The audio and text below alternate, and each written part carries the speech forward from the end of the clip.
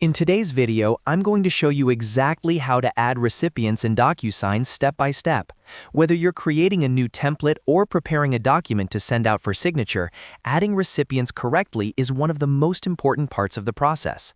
By the end of this video, you'll know how to set up recipient roles, enter their details, and add multiple people to your document with confidence. If this tutorial helps you out, make sure to hit that like button and subscribe to the channel for more simple and easy-to-follow software guides. Let's get started. First, open your browser and go to DocuSign. You can head directly to apps.docusign.com and sign into your account.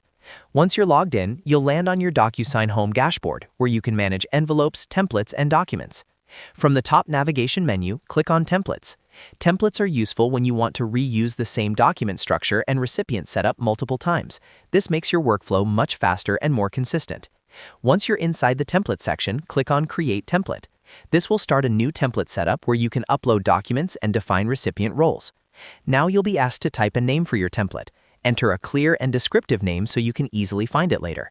For example, you might name it Client Agreement Template or Employee Contract 2026.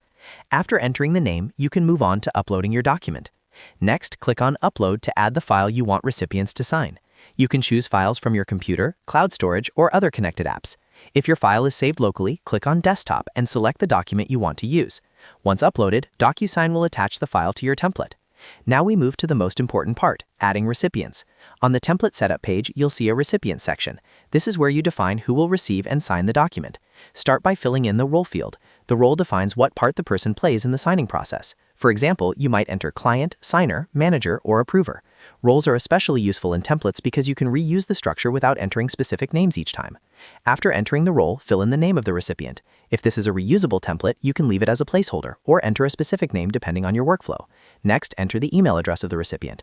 Make sure the email is correct because this is where DocuSign will send the signing request. Double check for spelling errors to avoid delivery issues.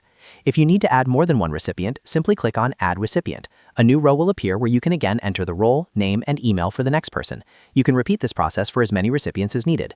You can also control the signing order if necessary. For example, you might want one person to sign before another receives the document. Adjust the routing order settings if your workflow requires a specific sequence. Once all recipients are added and their details are correct, you can continue setting up signature fields and finish saving your template. Your recipients are now successfully added and ready to receive the document when it's sent. And that's it. That's how you add recipients in DocuSign step by step. As you can see, the process is straightforward once you know where everything is located. Setting up roles, names, and emails properly ensures your documents are delivered smoothly and signed without delays. If this video helped you, make sure to like this video and subscribe to the channel for more easy DocuSign tutorial and software walkthroughs. Thanks for watching, and I'll see you in the next video.